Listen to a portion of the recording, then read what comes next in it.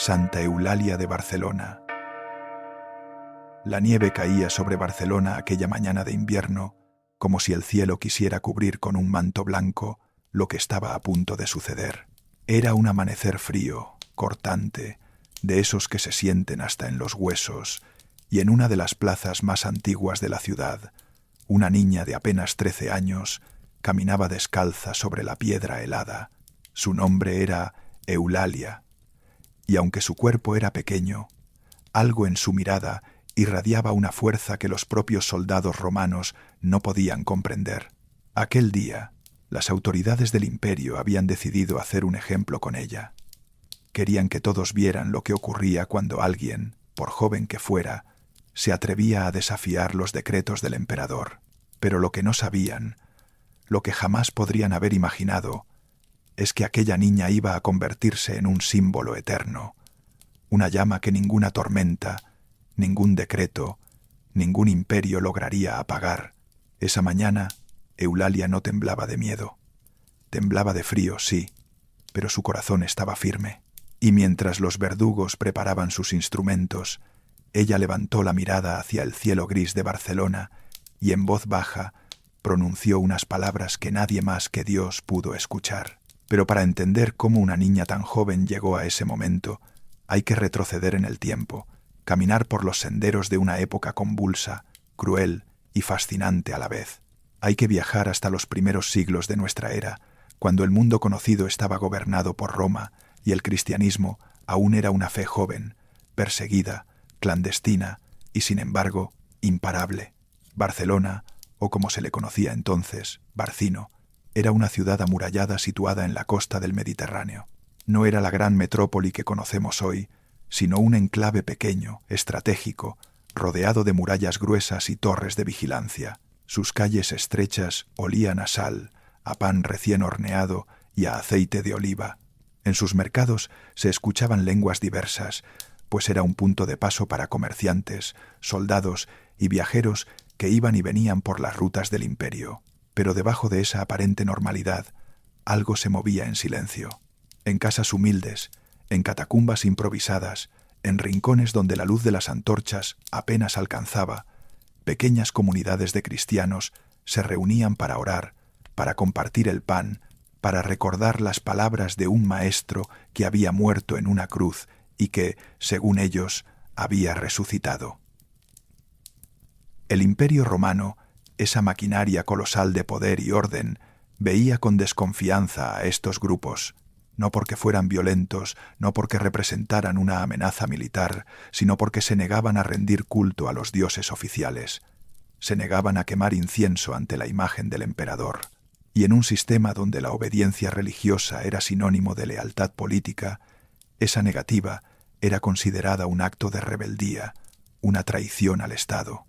A finales del siglo III, el emperador Diocleciano decidió que ya era suficiente, y así promulgó una serie de edictos que daban inicio a la persecución más feroz que los cristianos habían conocido hasta entonces.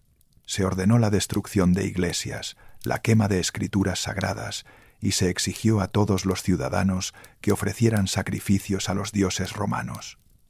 Quien se negara enfrentaría consecuencias terribles. En Hispania, la mano ejecutora de estos decretos fue Daciano, un gobernador conocido por su crueldad y su celo en cumplir las órdenes imperiales.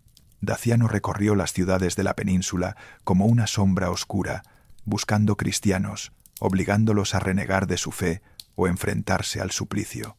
Y cuando llegó a Barcino, la pequeña Barcelona amurallada, no imaginaba que allí encontraría a su adversaria más inesperada.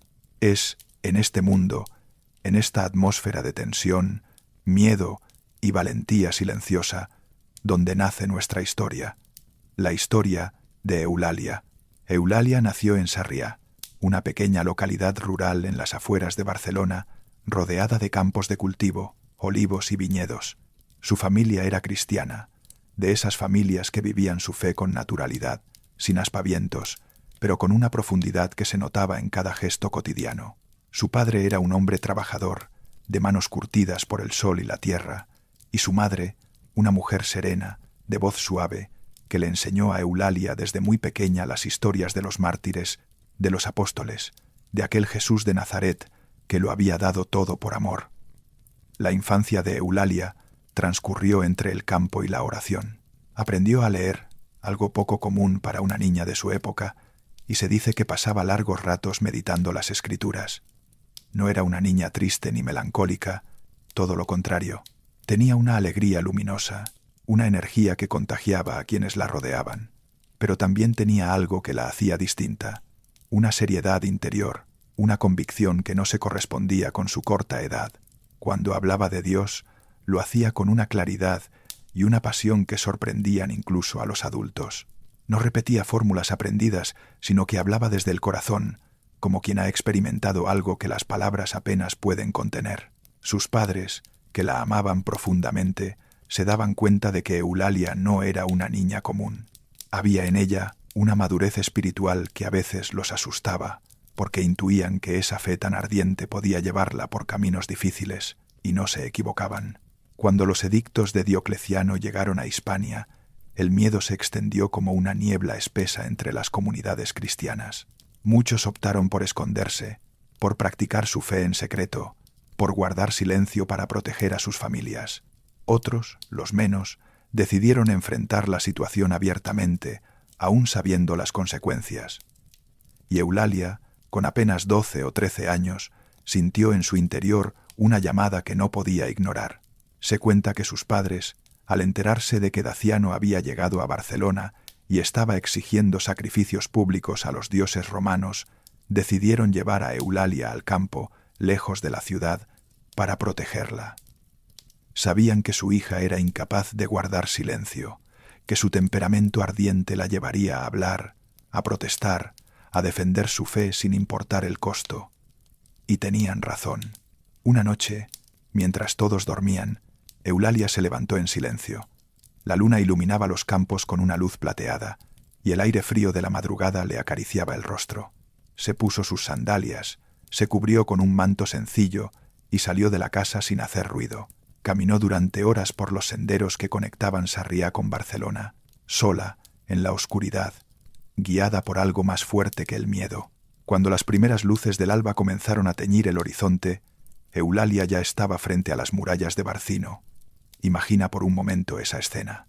Una niña sola, caminando en la noche, hacia una ciudad donde la esperaba el peligro. No iba armada, no llevaba un ejército detrás de ella, solo llevaba su fe y una determinación que desafiaba toda lógica humana. Y mientras caminaba, quizá rezaba en silencio, quizá le pedía a Dios que le diera las palabras justas, el valor necesario, o quizá simplemente caminaba, con esa paz extraña que a veces acompaña a quienes han tomado una decisión irrevocable. Duerme profundo y deja que esta historia te acompañe, como un río que fluye despacio hacia el mar. Eulalia entró a Barcelona al amanecer y se dirigió directamente al Foro, el centro administrativo de la ciudad, donde Daciano presidía los juicios contra los cristianos. La plaza estaba llena de soldados, funcionarios y curiosos que se habían reunido para presenciar las audiencias, y de pronto, entre la multitud, apareció ella, pequeña, descalza, con los ojos brillantes y la voz firme, se plantó frente a Daciano y le habló sin rodeos. Le dijo que era cristiana, que no iba a adorar a sus dioses falsos, que no iba a quemar incienso ante la imagen de un emperador que se creía divino. Le dijo que solo había un Dios verdadero, y que ese Dios no necesitaba templos de mármol ni sacrificios de animales para ser adorado. Le habló con la valentía de quien no tiene nada que perder, o mejor dicho, de quien sabe que lo único que puede perder ya está en manos de Dios. Daciano la miró con una mezcla de asombro e irritación. No podía creer que una niña se atreviera a desafiarlo de esa manera. Intentó primero la vía diplomática, si es que puede llamarse así. Le ofreció regalos, le prometió honores, le dijo que si simplemente ofrecía un poco de incienso ante el altar de los dioses, la dejaría ir en paz. Pero Eulalia se negó, no con arrogancia, no con desprecio, sino con una serenidad que desconcertaba. Entonces Daciano cambió de estrategia. Ordenó que le mostraran los instrumentos de suplicio, que le describieran con detalle lo que le esperaba si no obedecía. Pensó que el miedo haría lo que las palabras no habían logrado. Pero Eulalia no se movió, no lloró, no suplicó. Se mantuvo firme, como una roca pequeña pero inamovible en medio de una corriente furiosa. Y aquí, querido oyente, antes de continuar con lo que sucedió después, quiero hacer una pausa. No una pausa en la historia, sino una pausa para ti, para este momento que estás viviendo ahora mismo, sea la hora que sea, estés donde estés. Vivimos en un mundo que no para, un mundo de notificaciones constantes, de ruido digital, de prisas que nos roban la calma, y a veces, sin darnos cuenta, llegamos a la noche cargando todo ese peso, toda esa saturación, como si fuera una mochila invisible que no sabemos cómo soltar. Pero lo que estás a punto de seguir escuchando no es una historia más. No es un dato curioso, ni un resumen de Wikipedia. Es la historia real de una niña que vivió hace más de 1700 años y cuyo ejemplo sigue resonando hasta hoy, como una campana que no deja de sonar en la distancia. Así que te invito a hacer algo sencillo. Si este tipo de relatos te acompañan, si sientes que estas historias te ayudan a encontrar un poco de paz antes de dormir, te pido que te suscribas al canal Dormir Profundo con Historias Católicas. No es solo un botón, es una forma de decir que estos relatos importan, que vale la pena seguir contándolos. Y si puedes, déjanos un me gusta, porque ese pequeño gesto ayuda a que más personas encuentren este espacio. También me encantaría que nos cuentes en los comentarios desde qué lugar del mundo nos estás escuchando y qué hora es allí en este momento. Siempre es hermoso saber que, en distintas ciudades, en distintos usos horarios, hay alguien escuchando la misma historia, compartiendo la misma calma. Ahora, ponte cómodo, acomoda tu almohada, respira despacio, deja que el aire entre y salga sin prisa. Escucha con atención, porque la historia de Eulalia apenas comienza a revelar su fuerza, y si en algún momento el sueño llega, déjalo venir. Que la historia siga sonando como un arrullo suave mientras tú descansas. Nosotros seguimos aquí, contándote lo que sucedió después, con todo el detalle y la profundidad que esta vida merece. Volvamos entonces a aquella plaza de Barcino, donde una niña de 13 años estaba a punto de enfrentar algo que la mayoría de los adultos no podría soportar. Daciano, al ver que ni las promesas ni las amenazas funcionaban, dio la orden, y lo que siguió fue una sucesión de pruebas que la tradición ha conservado con un detalle que estremece, pero que nosotros contaremos con la delicadeza que merece esta noche, porque no se trata de recrear el dolor, sino de comprender la magnitud de una valentía que trasciende lo humano. Se dice que Eulalia fue sometida a 13 suplicios distintos, uno por cada año de su vida. La tradición no se pone de acuerdo en todos los detalles, pero lo que sí transmite con claridad es que cada prueba era un intento de quebrar su voluntad, y cada vez Eulalia respondía con una fortaleza que dejaba atónitos a todos los presentes. No gritaba insultos contra sus verdugos, no maldecía, no suplicaba. En algunos momentos, según cuentan los relatos antiguos, incluso hablaba con una paz que parecía venir de otro lugar, como si una fuerza invisible la sostuviera por dentro. La pusieron sobre una superficie ardiente, y ella soportó el calor con una paciencia que desconcertó a los guardias. Le hicieron heridas que cualquier persona no habría podido resistir, y ella las enfrentó con una serenidad que los testigos describieron después como sobrenatural. En cada etapa, Daciano se acercaba y le ofrecía la misma salida. Basta con un poco de incienso, basta con una palabra, y todo se detendrá. Pero Eulalia, con la voz cada vez más débil pero nunca menos firme, repetía lo mismo. Solo adoro al Dios verdadero. Hay algo profundamente conmovedor en esta imagen. Una niña que podría haber estado jugando en los campos de Sarriá, que podría haber estado aprendiendo a tejer, a cocinar, a cantar las canciones de su tierra, estaba en cambio soportando lo insoportable por una convicción que la mayoría de nosotros apenas podemos imaginar. Y lo hacía no por fanatismo, no por terquedad ciega, sino por algo que ella sentía en lo más profundo de su ser como la verdad más importante de su existencia. Duerme profundo, que la noche es larga y la historia te va cobijando como un manto suave. Los relatos antiguos, Cuentan que en medio de aquellas pruebas sucedieron cosas que los testigos no podían explicar. Se habla de señales, de momentos en los que parecía que la naturaleza misma respondía a lo que estaba ocurriendo. Algunos cronistas mencionan que las llamas se apartaban de su cuerpo, que el viento soplaba de maneras inesperadas, que la nieve caía en momentos en que no debería haber caído. Estos detalles, que la tradición ha conservado con reverencia, nos hablan de algo que va más allá de lo que podemos medir o comprobar. Nos hablan de una presencia, de un acompañamiento invisible que, según la fe cristiana, nunca abandona a quienes confían en él, especialmente en los momentos más oscuros. Eulalia no estaba sola. Eso es lo que transmiten todos los relatos, sin excepción. Aunque físicamente estaba rodeada de enemigos, aunque su cuerpo frágil sufría como cualquier cuerpo humano, había en ella algo que sus verdugos no podían tocar, algo que permanecía intacto, luminoso, indestructible. Era su alma, su vínculo con lo eterno, esa chispa divina que, según la tradición cristiana, arde en el interior de cada ser humano y que ni el poder más grande del mundo puede extinguir. Mientras todo esto sucedía, la gente de Barcelona observaba, algunos con horror, otros con admiración secreta, otros con un nudo en la garganta que no se atrevían a mostrar, porque en esa época mostrar simpatía por un cristiano era peligroso, pero en el silencio de sus corazones muchos de los que presenciaron aquellos eventos quedaron marcados para siempre. La imagen de esa niña, sola contra el poder del imperio, se grabó en la memoria colectiva de la ciudad como un sello indeleble, y Barcelona, sin saberlo todavía, estaba presenciando el nacimiento de su patrona. Pasemos ahora a un aspecto de la historia de Eulalia que a menudo se pasa por alto, pero que es fundamental para entender quién era ella en realidad. Porque Eulalia no era solo una mártir, no era solo un ejemplo de resistencia. Era, ante todo, una creyente, una persona de fe profunda, cultivada desde la infancia, alimentada por las historias de los apóstoles y los primeros cristianos, enraizada en una experiencia personal de Dios que iba mucho más allá de las enseñanzas recibidas. Cuando Eulalia se levantó aquella noche en Sarriá y caminó hacia Barcelona, no lo hizo por impulso ni por rebeldía adolescente.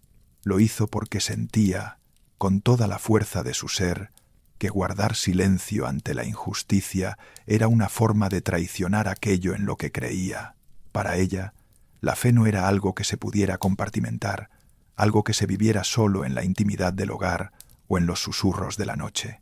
La fe era algo que se encarnaba, que se vivía con el cuerpo entero, que se expresaba con actos, con palabras, con presencia. En cierto sentido, Eulalia era una profeta en el sentido más antiguo de la palabra. No alguien que predice el futuro, sino alguien que dice la verdad cuando nadie más se atreve a hacerlo. Y esto resuena hasta nuestros días, porque todos, en algún momento, nos enfrentamos a situaciones en las que tenemos que elegir entre el silencio cómodo y la verdad incómoda. Recordar la historia de Eulalia puede ser un recordatorio de que la integridad no depende de la edad ni del tamaño del cuerpo, sino de la profundidad del corazón. Volvamos al relato. Después de las pruebas a las que fue sometida, Eulalia llegó al final de su camino terrenal. Los cronistas antiguos cuentan que fue llevada a una cruz en forma de aspa, conocida como Cruz de San Andrés, y que allí, en ese instrumento de suplicio, Eulalia exhaló su último aliento. Tenía 13 años. Era invierno, y Barcelona estaba cubierta de nieve. Lo que sucedió después, según la tradición, es uno de los episodios más hermosos y poéticos de toda la hagiografía cristiana. Se cuenta que en el momento exacto en que Eulalia murió, una paloma blanca salió de su boca y voló hacia el cielo. Los que estaban presentes se quedaron inmóviles, con los ojos fijos en esa ave que se elevaba entre los copos de nieve, como un mensaje silencioso de que el alma de aquella niña había encontrado por fin su hogar verdadero. Y entonces, como si la propia naturaleza quisiera honrar a Eulalia, la nieve comenzó a caer con más intensidad, cubriendo su cuerpo con un manto blanco, puro, inmaculado. Los soldados, los funcionarios, los curiosos, todos se quedaron en silencio, no por orden de nadie, sino porque algo en ese momento les decía que estaban ante algo sagrado, algo que escapaba a su comprensión. Duerme profundo, que esa imagen de la paloma volando entre la nieve te acompañe esta noche, como un símbolo de paz y de liberación. Ahora bien, la muerte de Eulalia no fue el final de su historia. En muchos sentidos, fue apenas el comienzo, porque la semilla que ella plantó con su sacrificio germinó de maneras que nadie habría podido prever. Tras la muerte de Eulalia, algunos cristianos de Barcelona, arriesgando sus propias vidas, recuperaron su cuerpo y le dieron sepultura en un lugar secreto. Durante los años de persecución, su tumba fue custodiada con reverencia, visitada en silencio por quienes la recordaban como un ejemplo de fe inquebrantable. Y cuando, apenas unos años después, el emperador Constantino puso fin a las persecuciones con el Edicto de Milán, en el año 313, la memoria de Eulalia emergió a la luz como una flor que hubiera estado esperando bajo la tierra. Barcelona comenzó a honrar a su joven mártir de maneras cada vez más visibles. Se construyó una pequeña iglesia sobre el lugar donde se creía que estaba su tumba, y esa iglesia se fue ampliando con el paso de los siglos hasta convertirse en lo que hoy conocemos como la Catedral de Barcelona, oficialmente dedicada a la Santa Cruz y Santa Eulalia. Sí, la gran catedral gótica que se eleva en el corazón del barrio gótico, con sus agujas que tocan el cielo y su claustro donde 13 ocas blancas pasean tranquilamente, tiene a Eulalia como su patrona y guardiana. 13 ocas, por cierto, una por cada año de su vida. Ese detalle, que a muchos turistas les parece simplemente pintoresco, es en realidad un homenaje permanente a aquella niña que dio su vida a los 13 años. Cada oca es un recordatorio vivo, plumoso y ruidoso, de que la memoria de Eulalia sigue presente en la ciudad que la adoptó como su protectora. Y no solo en la catedral, por toda Barcelona se encuentran huellas de Eulalia. Hay una calle que lleva su nombre en el barrio más antiguo de la ciudad. Hay una fuente dedicada a ella en la plaza del Pedró, cerca del lugar donde la tradición sitúa algunos de los episodios de su martirio. Hay representaciones suyas en pinturas, esculturas y vitrales repartidos por iglesias y museos. Y cada 12 de febrero, la ciudad celebra su fiesta con procesiones, misas solemnes y actos culturales que unen lo religioso con lo cívico en una expresión de identidad que tiene más de 1700 años de historia. Pero quizá lo más significativo es algo menos visible, algo que no se puede fotografiar ni poner en un mapa turístico. Es la presencia de Eulalia en el alma de Barcelona. Esa presencia silenciosa pero constante que se siente en las piedras antiguas del barrio gótico, en la luz que entra por los vitrales de la catedral, en el rumor del viento que a veces parece susurrar su nombre entre las callejuelas estrechas. Barcelona es muchas cosas: moderna, cosmopolita, vibrante, creativa, pero en su núcleo más profundo, en su memoria más antigua, Barcelona es la ciudad de Eulalia. Hay otro aspecto de la historia que merece ser contado. Es la cuestión de sus padres, de esa familia que la amaba y que intentó protegerla. Piensa en lo que debieron sentir cuando descubrieron que Eulalia se había ido. El despertar angustiado, la cama vacía, la puerta entreabierta. No sabemos exactamente qué hicieron, si intentaron intervenir, si suplicaron por su liberación. Los cronistas no se detienen en estos detalles, pero podemos imaginar lo que debió ser ese trance para unos padres que solo querían proteger a su hija. Y aquí hay una paradoja central en la historia cristiana. A veces, el amor más grande se manifiesta no en retener, sino en soltar. Los padres de Eulalia querían mantenerla a salvo, y es comprensible, pero Eulalia tenía una misión que iba más allá de la seguridad personal, y en algún momento quizá tuvieron que aceptar, con el corazón roto, pero también con fe, que su hija no les pertenecía solo a ellos. Esto no hace su dolor menos real.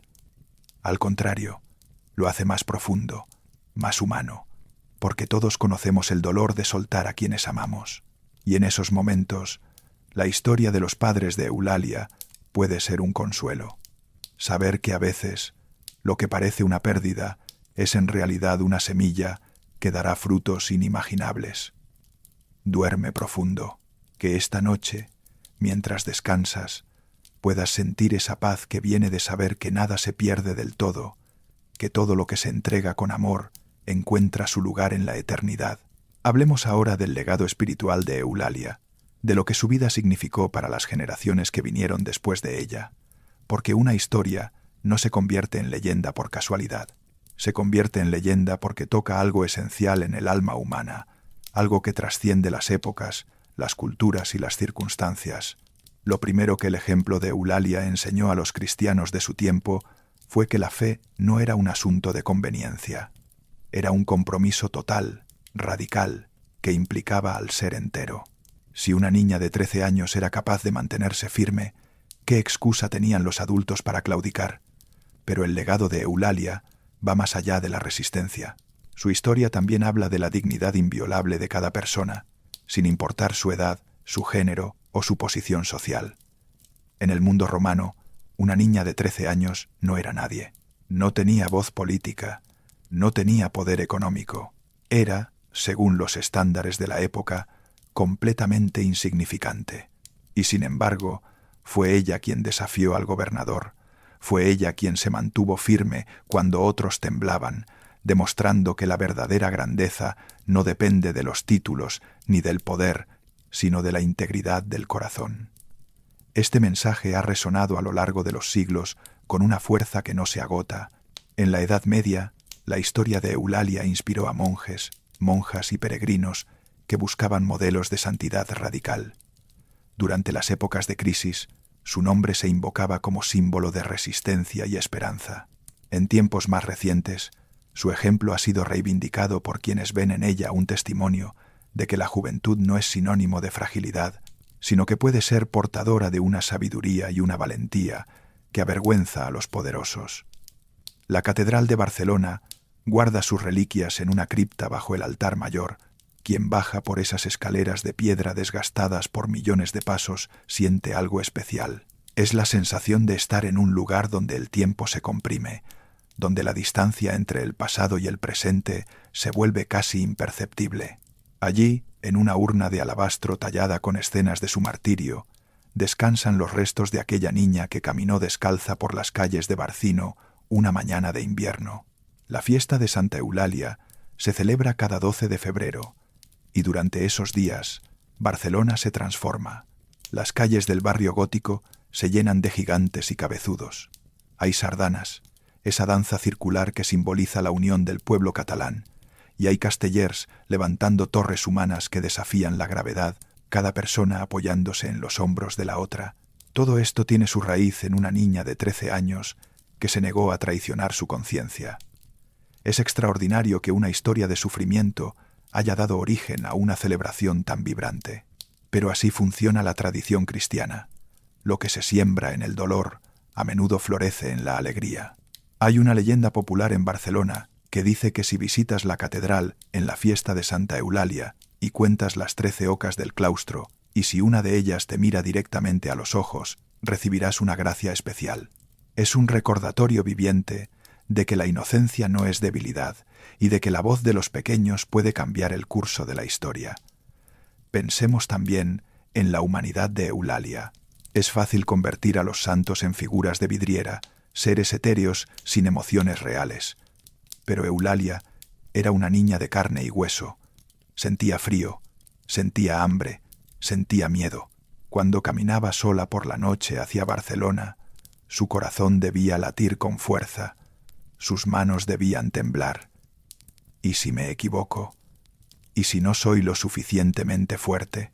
Estas dudas no disminuyen su valentía, la aumentan infinitamente, porque el verdadero coraje no es la ausencia de miedo, sino la decisión de actuar a pesar de él. Y Eulalia actuó, con todo su miedo, con toda su fragilidad, se puso de pie frente al poder y dijo que no. Y ese no resonó a través de los siglos como un trueno silencioso que aún hoy se escucha en las piedras de Barcelona. Duerme profundo. Que esta noche, si algún miedo te visita, recuerdes que el coraje no es su ausencia, sino la fe que camina a pesar de él. Hay un último aspecto de la historia de Eulalia que quisiera compartir contigo antes de llegar al cierre de este relato. Es algo que tiene que ver con la idea de la semilla y el fruto, con esa ley misteriosa de la vida espiritual que dice que nada muere realmente si ha sido entregado con amor. Eulalia murió a los 13 años. No tuvo una vida larga, no escribió libros, no fundó comunidades, no viajó por el mundo. Según los estándares humanos, su vida fue breve, casi imperceptible en la inmensidad de la historia. Pero mira lo que sucedió después. Su ejemplo inspiró a miles de personas a lo largo de los siglos. Su nombre se convirtió en sinónimo de valentía y pureza en toda la cristiandad. Una de las catedrales más hermosas de Europa fue dedicada en su honor. Una ciudad entera la adoptó como patrona y protectora. Y hoy, más de 1700 años después de su muerte, su historia sigue siendo contada, sigue conmoviendo corazones, sigue iluminando noches como esta. ¿No es eso extraordinario? Una vida tan corta y, sin embargo, tan inmensamente fecunda, como si la intensidad de su fe hubiera concentrado en 13 años lo que otros no logran en toda una existencia. Y esto nos enseña algo que quizá necesitamos escuchar esta noche, que el valor de una vida no se mide por su duración, sino por su profundidad, que un solo acto de amor verdadero puede tener repercusiones que se extienden mucho más allá de lo que podemos imaginar. Eulalia no sabía que un día habría una catedral con su nombre. Solo sabía que tenía que ser fiel a lo que creía, costara lo que costara. Y esa fidelidad, esa coherencia radical entre lo que sentía por dentro y lo que hacía por fuera, fue suficiente para cambiar el mundo. La historia de Eulalia también nos invita a reflexionar sobre el significado del sufrimiento, no de una manera morbosa ni masoquista, sino con la profundidad que merece un tema tan universal. Todos sufrimos, de una forma u otra. Todos tenemos nuestras cruces, nuestros inviernos, nuestras noches oscuras, y a veces, en medio de ese sufrimiento, nos preguntamos si tiene algún sentido, si hay algún propósito detrás del dolor, o si simplemente es una crueldad absurda del destino. La tradición cristiana, y la historia de Eulalia en particular, ofrece una respuesta que no elimina el dolor, pero le da un marco de significado. Dice que el sufrimiento vivido con amor, ofrecido con fe, tiene un poder transformador que escapa a nuestra comprensión. No es que el dolor sea bueno en sí mismo, es que, cuando llega, cuando es inevitable, puede ser vivido de una manera que lo convierte en semilla de algo nuevo, de algo luminoso. Eulalia no buscó el sufrimiento, no salió de su casa aquella noche para sufrir, salió para dar testimonio de la verdad. El sufrimiento fue la consecuencia, no el objetivo, pero cuando llegó, lo recibió con una dignidad que lo transformó en algo trascendente. Y esa transformación es quizá el verdadero milagro de su historia, que una niña de 13 años fue capaz de convertir el momento más oscuro de su vida en una fuente de luz que ilumina a la humanidad desde hace más de 17 siglos. Duerme profundo, que esta noche cada carga que llevas encuentre descanso y cada herida que guardas reciba la caricia suave de la esperanza. Barcelona ha cambiado mucho desde los tiempos de Eulalia. Las murallas romanas son ahora fragmentos arqueológicos. El foro donde Daciano presidía sus juicios es hoy una plaza donde los turistas toman café. Pero hay algo que no ha cambiado. Es la memoria de Eulalia, esa presencia invisible pero palpable que se siente en los rincones más antiguos de Barcelona. Los barceloneses lo saben. Saben que su ciudad no es solo la ciudad de Gaudí y de las Ramblas. Es también la ciudad de una niña valiente que un día de invierno caminó descalza hacia su destino y dio a Barcelona un alma que ningún paso del tiempo ha podido borrar. Y ahora, mientras esta historia llega a su final, quisiera dejarte con una imagen. Imagina Barcelona de noche, vista desde lo alto. Las luces de la ciudad brillan como estrellas caídas. El mar se extiende oscuro e infinito hacia el horizonte, y en el centro del barrio gótico, la catedral se eleva majestuosa. Y allí dentro, en la cripta silenciosa, las reliquias de Eulalia descansan en paz, custodiadas por la oración de los siglos. Imagina que pudieras bajar a esa cripta en este momento, en la quietud de la noche, cuando no hay turistas ni visitantes, cuando solo están las velas y el silencio. Imagina que te arrodillas frente a la urna de alabastro y que, en ese silencio, pudieras hablar con Eulalia. ¿Qué le dirías? ¿Qué le preguntarías? ¿Le contarías tus miedos, tus luchas, tus esperanzas? Quizá no necesitarías decir nada. Quizá bastaría con estar ahí, en ese silencio compartido, sintiendo la presencia de alguien que entendió, hace más de 1700 años, que la vida tiene un sentido más profundo que la mera supervivencia, que hay cosas por las que vale la pena arriesgarlo todo, que la verdad, el amor y la fe son más fuertes que cualquier poder terrenal, y quizá, en ese silencio, sentirías algo, no un sonido, no una visión, sino algo más sutil, más profundo, una paz, una certeza callada de que no estás solo, de que nunca has estado solo, de que hay una red invisible de amor y de gracia que sostiene tu vida, aunque no la veas, aunque no la sientas, aunque a veces dudes de su existencia. Esa paz es el legado de Eulalia, no las reliquias, no la catedral, no las fiestas, ni las tradiciones. Su legado verdadero es esa paz que nace de saber que hay algo más grande que nosotros mismos, algo que nos trasciende y nos abraza al mismo tiempo. Y esa paz está disponible para ti, aquí, ahora, en esta noche, mientras escuchas estas palabras y te dejas llevar suavemente hacia el descanso. Y ahora, como quien enciende una última vela antes de apagar la luz, quisiera acompañarte con una oración inspirada en el ejemplo de Eulalia. No es una oración formal ni litúrgica, sino un susurro del corazón, un diálogo íntimo con lo sagrado que puedes hacer tuyo si lo deseas.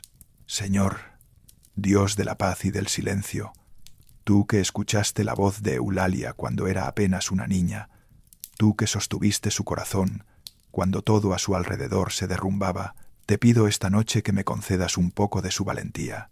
No la valentía de enfrentar imperios, sino la valentía cotidiana de ser fiel a lo que creo, de ser honesto conmigo mismo, de no rendirme cuando el camino se pone difícil. Dame la paz que Eulalia encontró en medio de la tormenta, esa paz que no depende de las circunstancias sino de la confianza en ti. Cuida a quienes amo, protege a quienes sufren, acompaña a quienes se sienten solos esta noche. Y si mi corazón está cargado de preocupaciones, ayúdame a soltarlas, una por una, como copos de nieve que caen y se disuelven en la tierra.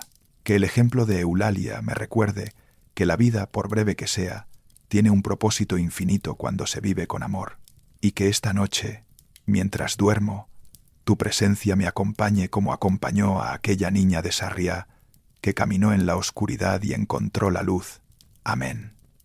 Duerme profundo, que Santa Eulalia de Barcelona interceda por ti, que la nieve de su historia cubra tus inquietudes con un manto de paz y que mañana despiertes con la certeza de que cada día es una oportunidad nueva para vivir con la valentía y la fe que ella nos enseñó.